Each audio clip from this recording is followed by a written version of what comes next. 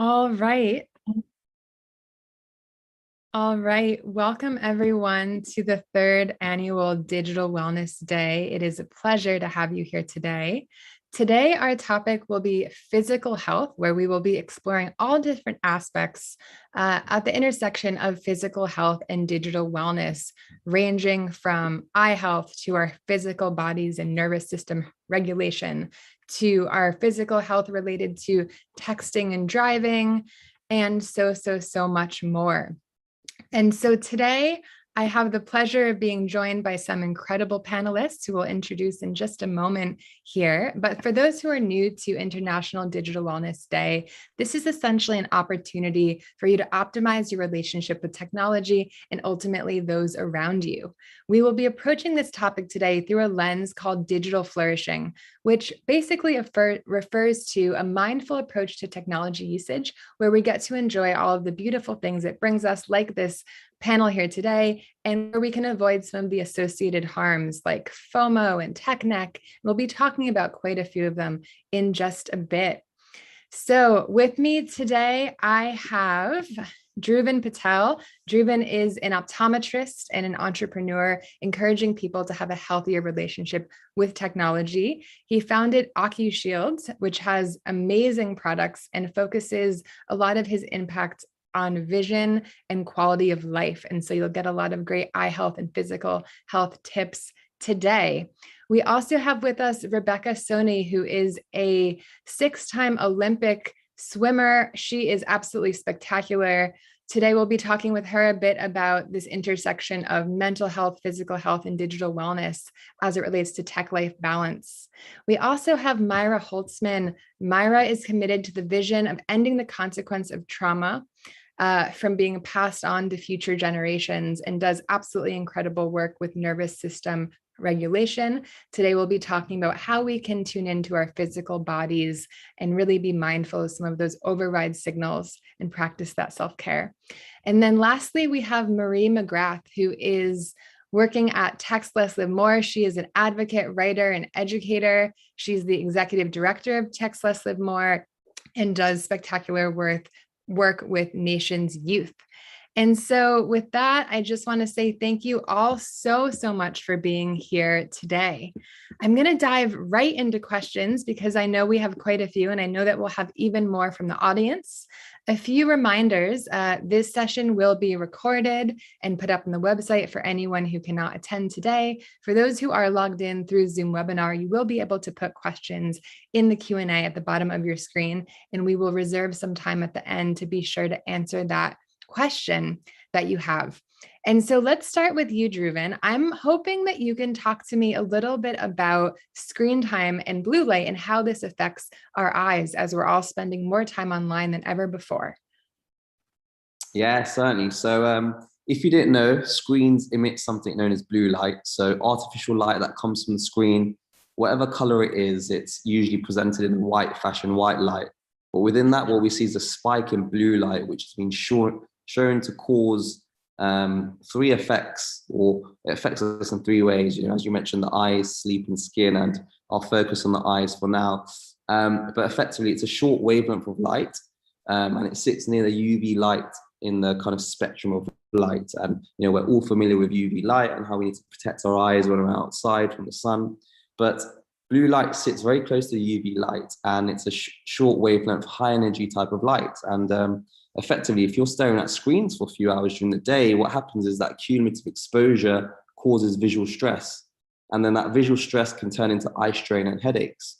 And why this is so important is, you know, 10 million neurons in the body are existing in the eyes, and there's 11 million of them in the body itself. And brain researchers found that at any given point, that 55% of your brain's capacity is working on visual processing.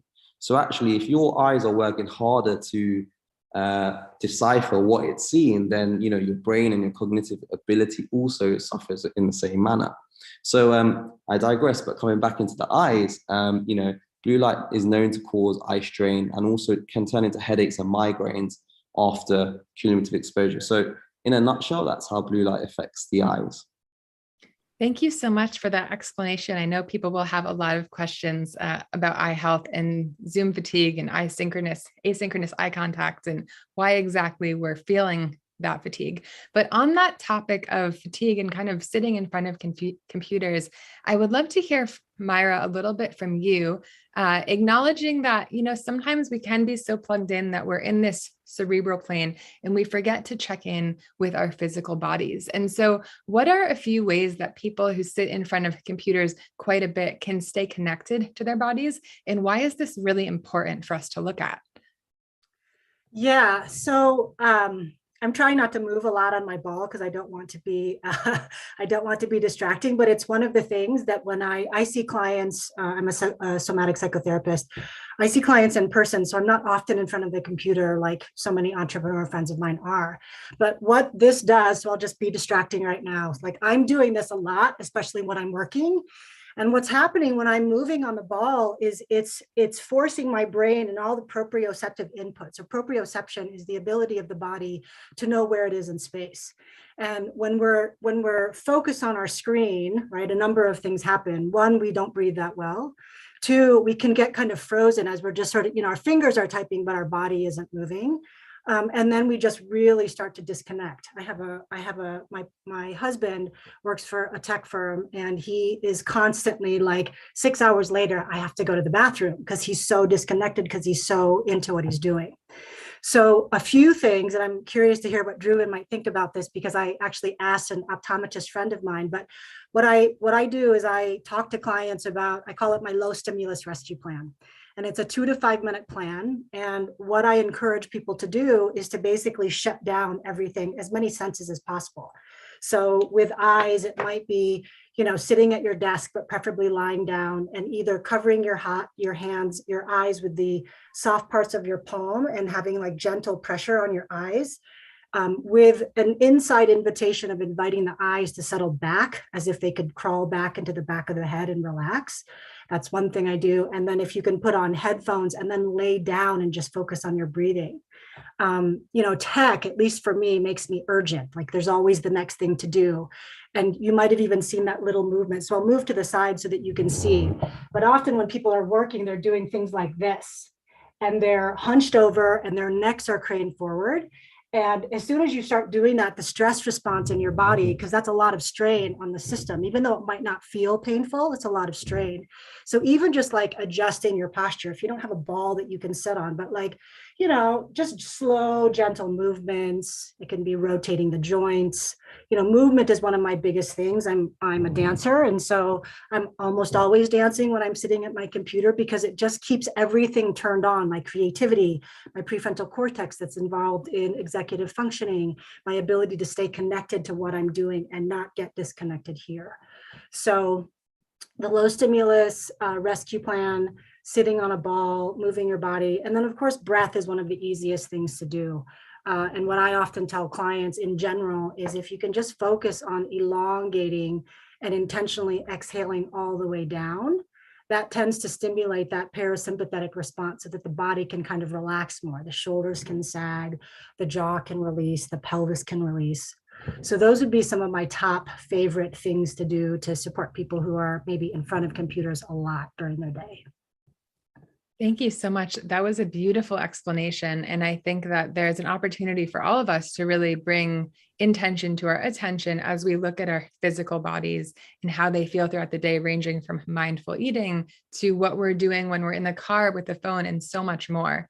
And so next, I want to talk a little bit to Rebecca and Marie. So Rebecca, I would love to hear from you a little bit about your training when you were younger, and overall, how can mentality play a role in our physical wellness? Absolutely. So as an Olympic athlete, a swimmer, my training started young and it was very intense. And, rather than look at how I trained and how that led to success, the things that I took away from that were more, how did I close down this connection to my own body, even though my body was the thing that I was utilizing to perform and to succeed. And also, how can I utilize those in my everyday life now that I'm not training, which is very fascinating and trying to break down this barrier of pushing harder, trying harder, things that I see in my business life as well.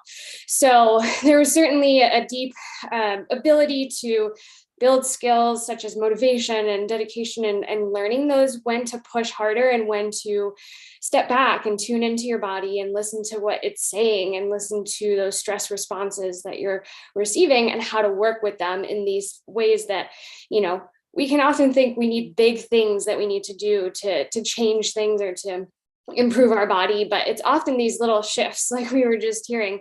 It's little how you're holding your body and how you present to your own self. And athletics, my background, is a very fascinating way that we can utilize a language of, I can feel this like tension in my body, and it's such a physical feedback response. And we're able to really start to understand our body more when we lean into that and pause. And instead of fighting it with more force of like, relax, but we actually can tune in and accept it and look at what's there and why it's there. We can start to create this really beautiful connection between our mentality and our physical wellness. I have a really great perspective of seeing how it affects elite physical performance, that mental connection, but also, bringing that to the everyday is perhaps even more challenging, because as an athlete, I'm able to see how I was a swimmer behind the blocks. I can see my mentality is different than others. And I can see if I'm watching a race I'm not in, whose mentality is where. You can see it in the body. It's really fantastic how we can interpret that with our body language.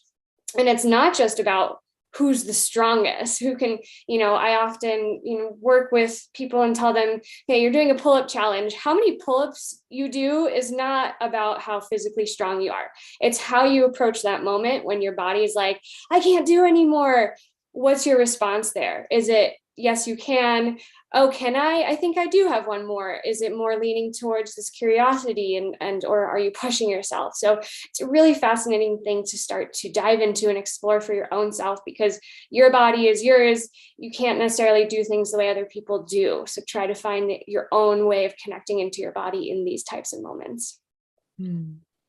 Thank you so much for sharing that. A lot of what I'm hearing from you all today has to do with these different introspective processes. So we can take structured breaks, but also listening to our internal cues to really know, hey, something doesn't feel quite right. How do I want to change? How do I want to change that behavior, especially amidst all of the distraction and what can often be perceived as a hustle culture? And so on that note, Marie, I know that you do a lot of work being the executive director of Text Less, Live More. Can you share a bit about what distracted driving means and why you think it's so common when it seems like such an obvious thing that we can all be avoiding? Yeah, absolutely. So I think that it's really important to know, when we're talking about distracted driving in this context, I think that it's important to conceive of this as like, this is pushing what can physically happen to you if you're digitally distracted a lot to the extremes. We know that 9 people every day are killed in the United States due to distracted driving. And there are a lot of types of distracted driving. Of course, we're very distractible creatures neurologically, but the thing that is most alarming about digital distraction behind the wheel is that we think about distraction in the car as having 3 kinds. There's cognitive distraction, manual distraction, so taking your hands off the wheel, and then visual distraction. And using your device behind the wheel of the car involves all 3 of those kinds of distraction. So we are really, really aware that this is extra distracting, if you will, and that it is the most dangerous form of distracted driving for young people, so new drivers. It's very, it's something that, like you said, Nina, it's really obvious that it's dangerous, and popular opinion is like, yes, I'm aware that this is not safe. And yet we see so many people self-reporting that they do drive distracted. And it's because of this inability to unplug, right? We're so plugged in, and we are neurologically trained in a very Pavlovian way to respond to the stimulus of our phone.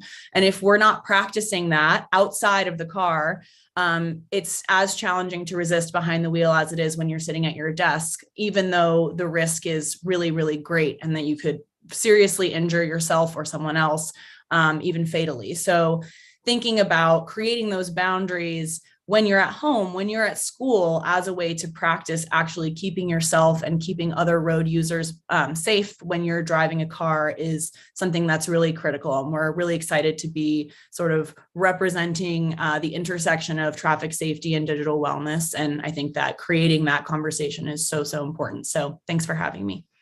Thank you. And thank you for all of the educational resources that you're providing. I think that when people make behavior change plans with friends and have kind of accountability partners, we can see much, much more change much more quickly. And so looking at all of these topics that we're discussing here today, it sounds like there is a lot of this overriding happening. There is a lot of people knowing that maybe they need to pause, but not taking that pause. And so the question I am going to put out to each of you is, why do you think we see these disconnects between our physical health and our devices?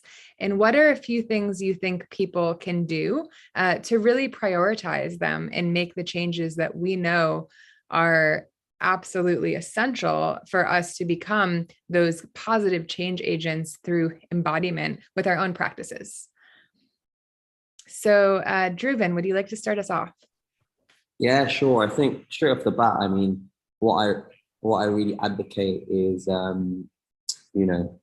how you utilize your bedroom, right? And if you didn't know, blue light suppresses the hormone melatonin, which allows us to fall asleep and also have a restful sleep.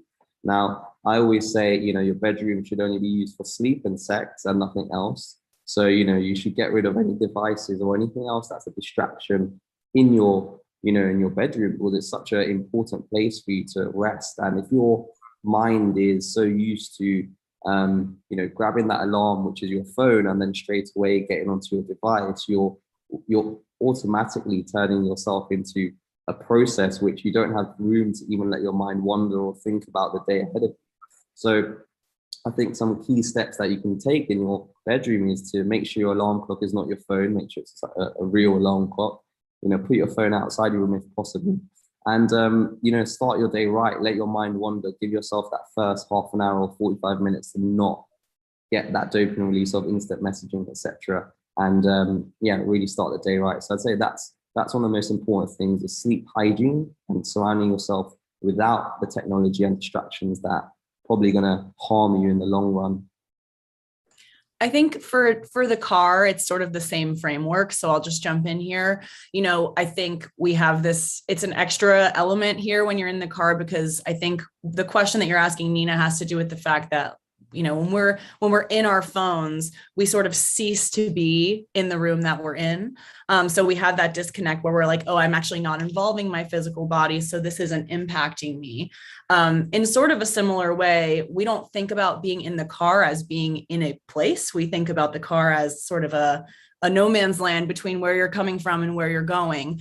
But I think it's really, really important to conceive of, much like Dhruvin said about your bedroom being a space that you want to construct really mindfully, the same goes for the car. So you want to have a game plan. Are you going to put your phone in the glove box? Are you going to put it in a bag, perhaps in the console? Or do you have a mount device safely on your air conditioning on your dashboard so that you can safely look at directions if you need to figure out where you're going. And then also building a routine about, you get into the car, you buckle your seatbelt, you cue up your music, you put in your CD, or you change the radio to whatever station you want to listen to, you review your directions, and only then you start driving. So I think that doing that work of constructing these structures and routines surrounding your space and your time in the car, and also taking that little psychological shift to remember that being in the car is being in a place, and you're not just sort of in this liminal space, is really, really important, especially when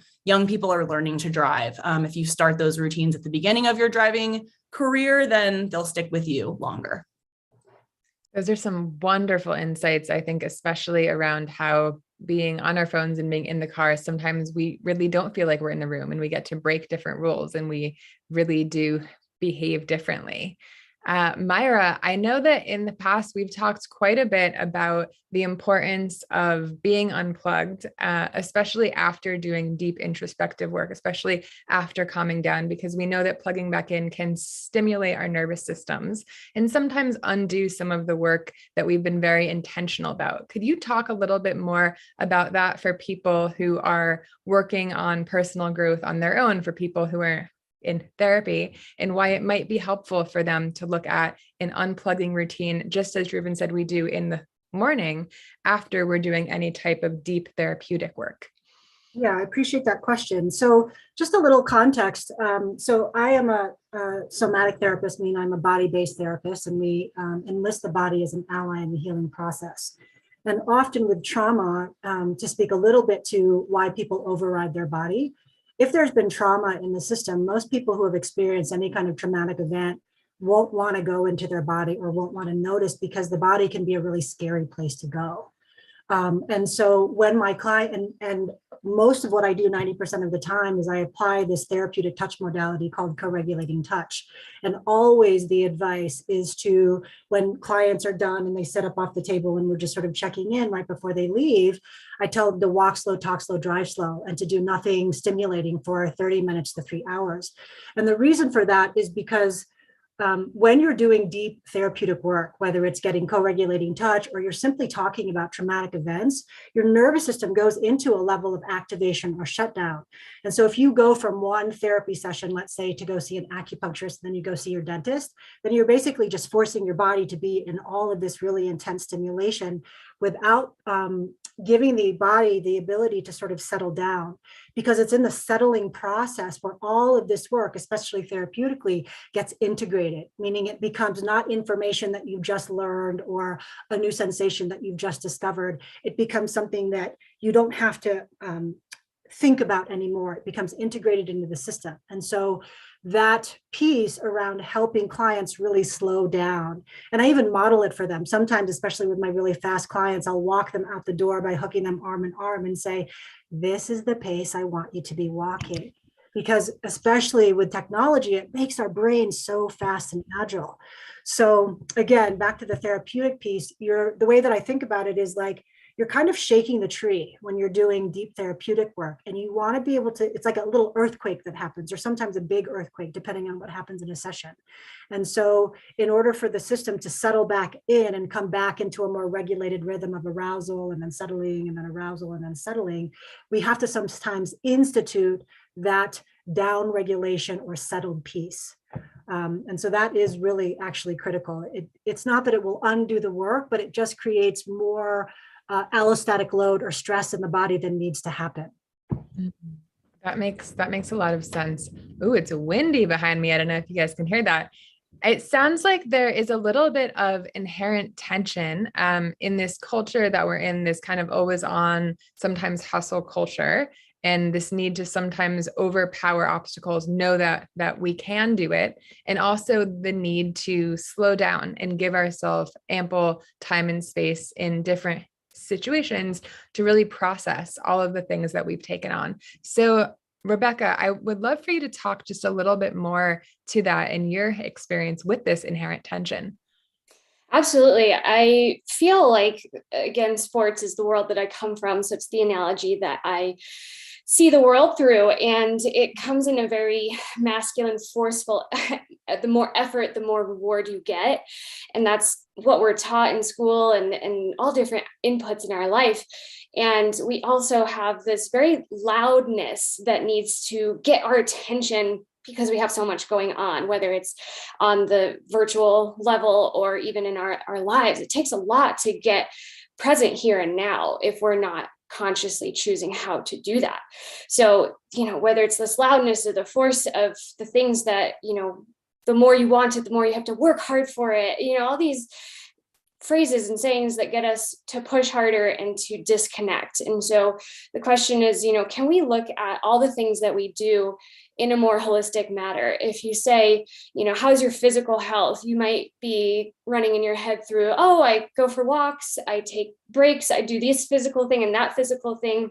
But we don't often connect that there's everything else that we're doing. How you sit or stand or go through your every single day impacts your physical health. How you wake up in the morning, like we just heard, impacts your health. We often just jump to these very big buckets of my nutrition and my physical movement. That's my physical health, when really everything is everything. Everything is deeply integrated in how we approach things. So can we, look at the small things in our life? Can we see how one thing affects every single other thing that we're doing, and really start to shift towards this more subtleness? So instead of listening and reacting to the loud things in your life, can you choose to move towards the subtle input and make subtle changes? We don't have to make massive changes. It's small, potentially negative things that create bigger negative problems. So it's likewise small positive shifts that create this, slight off put that puts you in the right direction that you're trying to go. It's not the big shifts, it's the little things, it's the subtle things. So can we try to counter some of this forceful, like masculine, go get it energy with turning in, with noticing the subtle and creating small shifts? So it's kind of a different way than I've been trained to go through life, but it's what has certainly helped and massively improved for me and those that I work with. Thank you so much for sharing that. I think that the sentiment there really speaks to this idea of and not or. And so oftentimes people ask me, how long should I unplug before bed first thing in the morning? Sometimes we have to start small, right? And so those subtle shifts can be a great place to start. You can start with maybe unplugging 10 minutes in the morning and work your way up to a whole hour without checking your email or checking your phone first thing.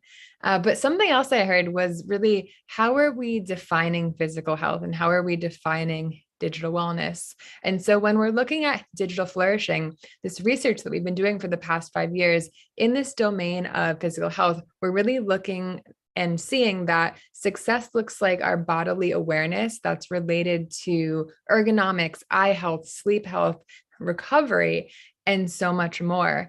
And so as we're living in this era of constant connectivity, how are you all personally practicing? What are a few of your kind of favorite tips to combat this culture and to model behavior that you want to see in other people?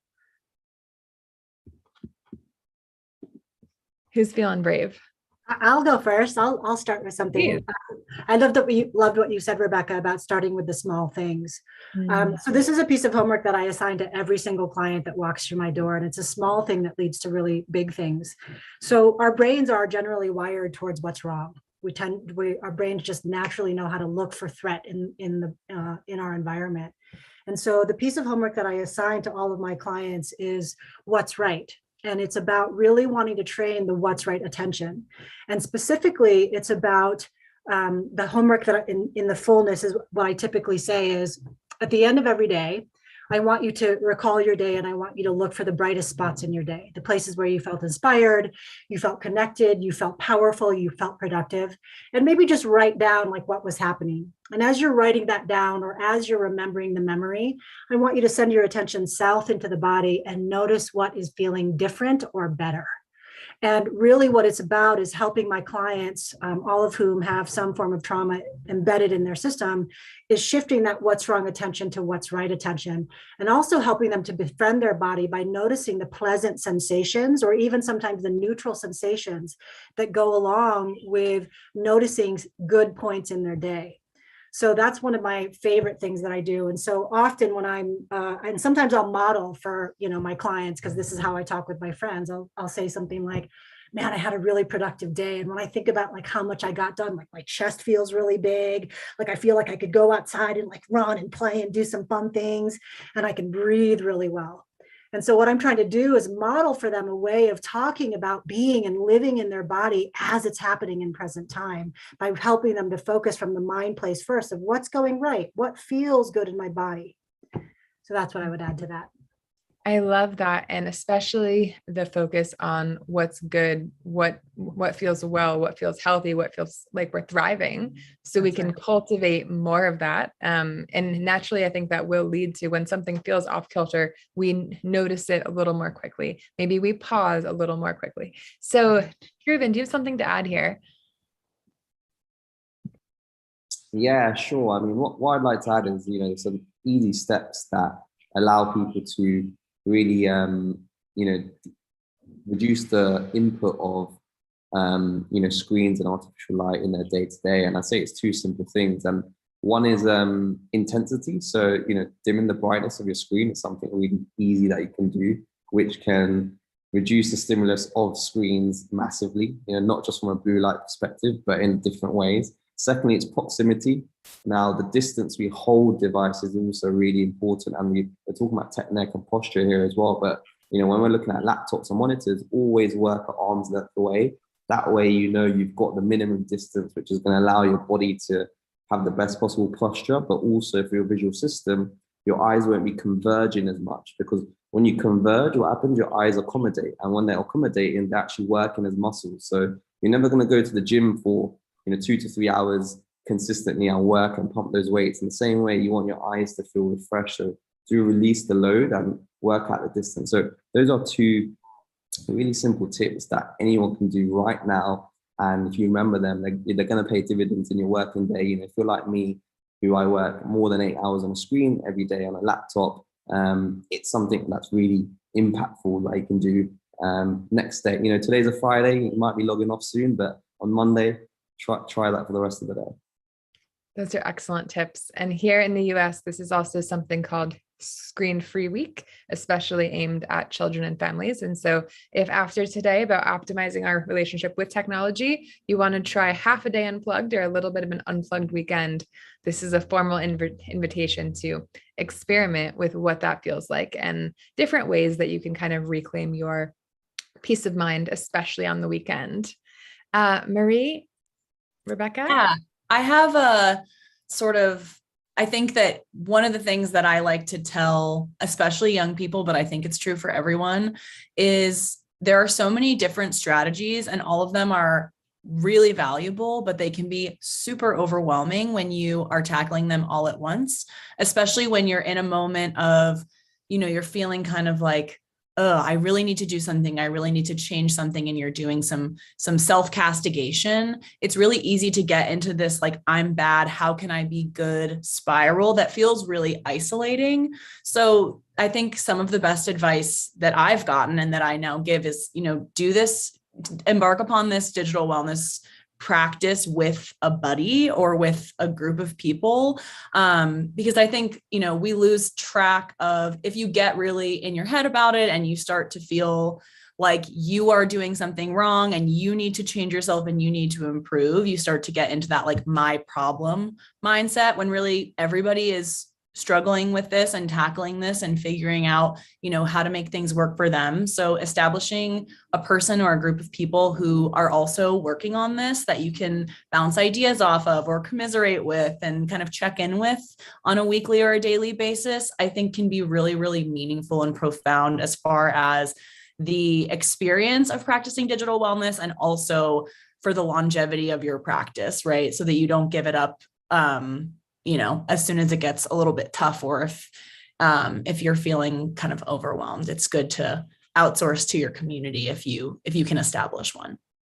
Certainly. I wholeheartedly agree. And I see physical health as especially connected to communication, right? So we have all of those different categories in digital flourishing, and communication just keeps showing up today. And so as one example, on Tuesdays, I reserve Tuesdays for deep work. So I put up an auto reply. This is because I want to journal. I want to sometimes create art. I want to dream on curriculum for new courses. And I put up this auto reply that just politely says, hey, deep work for the day. We'll be back tomorrow. And people have been blown away. They've said, I can do that. I can take this to my team. And there's this element of shock. And then it moves into this permission-based kind of normalization of, oh, if you did this, maybe I can bring this to my team. I would love to have a day for deep work because I'm feeling overwhelmed by Slack. And so this is another way that we can protect our eyes. We can, put up those auto replies when we're driving to let other people know. We can let people know, hey, I'm going to counseling. I'm going to be offline for the rest of the day. It's part of my healing process. But unless we tell people what we're working on for our physical health, we're not normalizing the issue and giving them permission to explore. And B, it becomes harder to enact it ourselves because we feel like we have to be on call for people who might be worried, hey, I haven't heard from you for 2 hours. You might have fallen off a cliff. And so I think this communication element is so powerful, and we can do it now. We can do it at the New Year. There are these natural points in time when it can be much easier to do it with groups. And beyond Digital Wellness Day, May is also Mental Health Awareness Month. But mental health and physical health are so intricately tied and woven together that I'm so glad we're talking about both of these things today.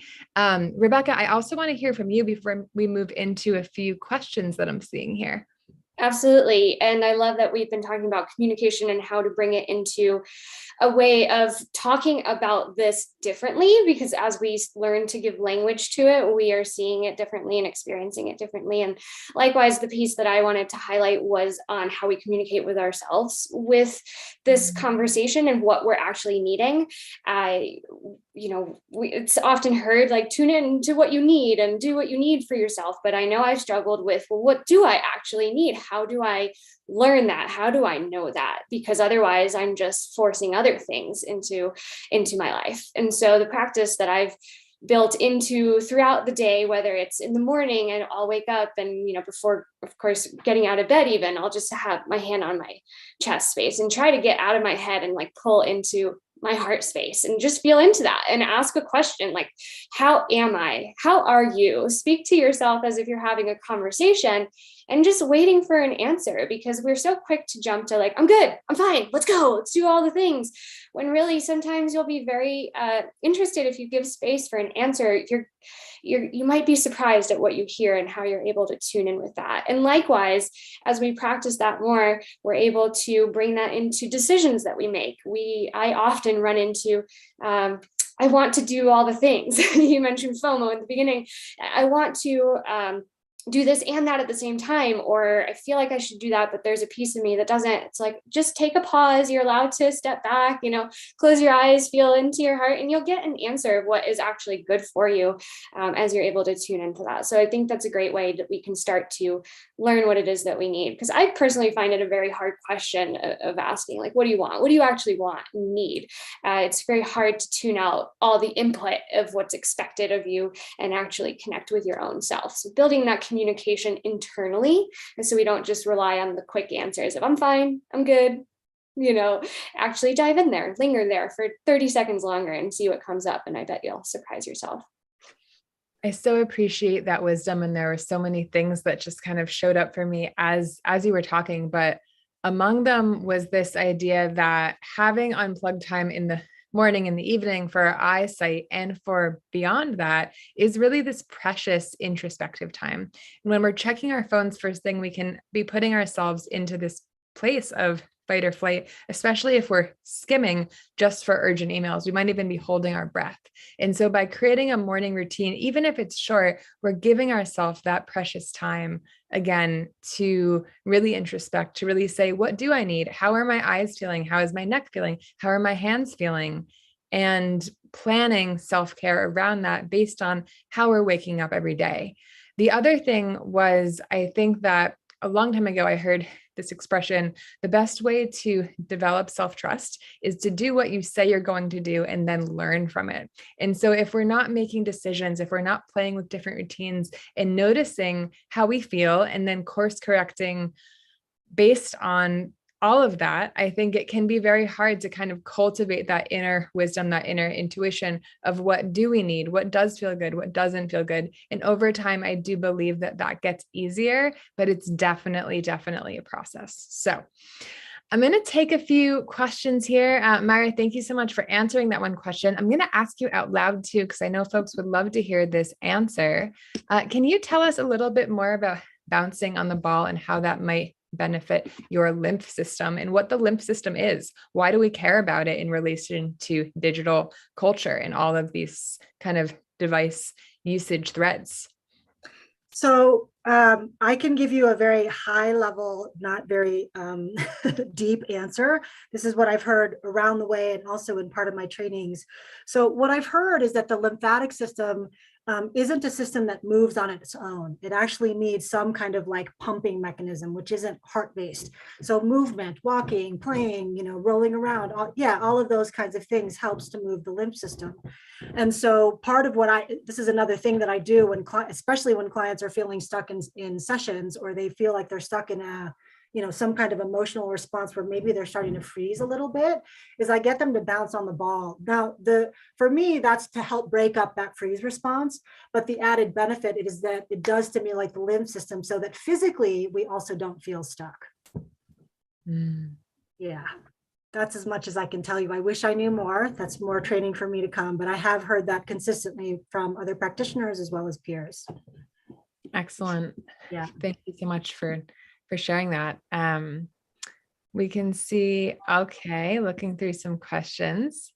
And so I am wondering from the group, again, we're seeing that there are pros and cons to tech, right? So it does allow us to be here today, but also there are differences in eye contact, in safety, what we're experiencing online versus in virtual reality. So I'm hoping you all can just speak to a few pros and cons of these different worlds in your unique lines of work as we wrap up this wonderful panel today. Marie? Yeah, so I work with high schoolers predominantly, and they have been through the ringer the past couple of years.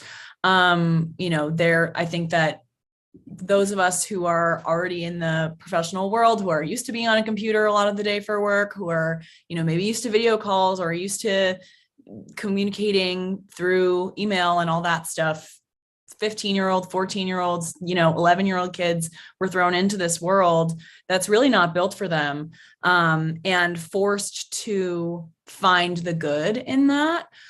So I think that's something really interesting that I learn from these young people is the ability to operate in this in-between of like, this is kind of bad and also kind of good at the same time, and how do we mine what's good and sort of push to the sidelines the harder stuff.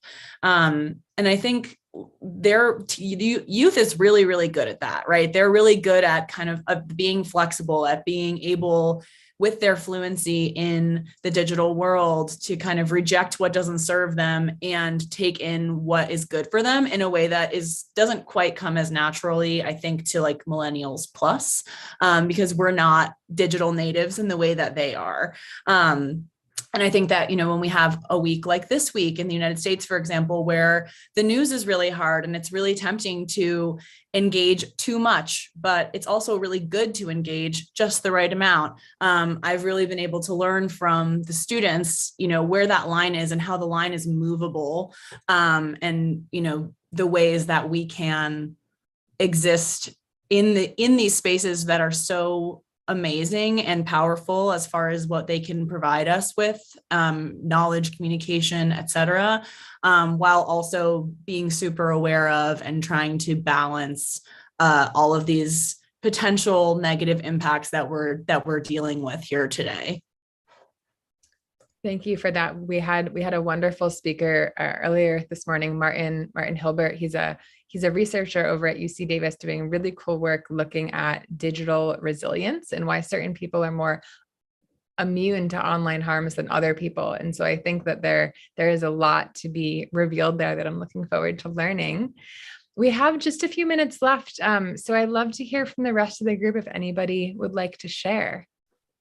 Yeah, sure. So I think, in talking about technology and the pros for life, I think there's this really interesting statistic which talks about the president of the United States and the access to information that they had in the early 2000s, and now we have the same access to the information that the president had at that time in the finger of or in that in our hands, right, with smartphones and devices. So I think the ability for us to learn and the knowledge that we can have in our fingertips is truly amazing. And each one of us can use that to do whatever we want, right, which is fantastic.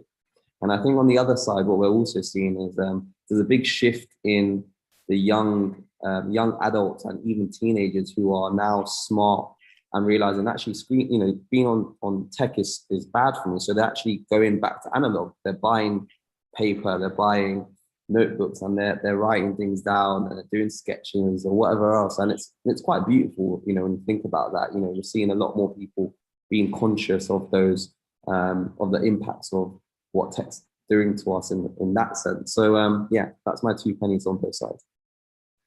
Thank you, Dhruvin. I'll add a quick thing too. I think the pros of technology is, especially as a therapist, during COVID and lockdowns, is that clients could access us. And so that ability to meaningfully connect with someone else that's supportive or that is safe enough is really, really helpful and huge. And I'm so glad that is a thing. And then the con of it for me is that we don't get to be as embodied, like I can't touch you through the screen. I can't, the sight, the touch, the full 5 sense experience doesn't get totally turned on. And so in some ways we miss getting to know people in that sort of full way that we can do when we're in person with them. Thanks. Thank you, Myra.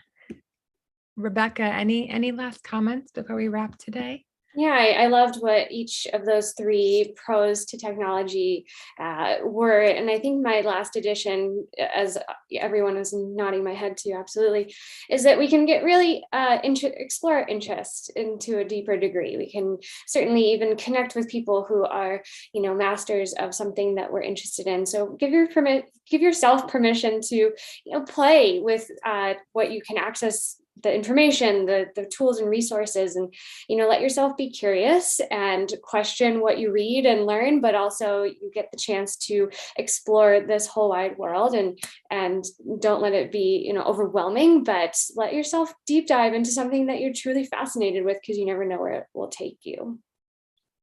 Thank you. Such a good reminder for all of us to play. And so with that, I hope that you all have a playful weekend. Thank you again for participating today, for tuning into Digital Wellness Day. What we talked about here was really just the beginning, and there are a bunch more expert panels today. All of the recordings will be online. You can find other year-round digital wellness resources at digitalwellnessday.com. And just a reminder that everyone does have this power to model behavior, to be a change agent towards a culture of digital flourishing. And by showing up here today, you already took the first step. So kudos to you. We look forward to supporting you as you continue your digital wellness journey. And we wish you a happy Digital Wellness Day. Thank you so much. And we hope to see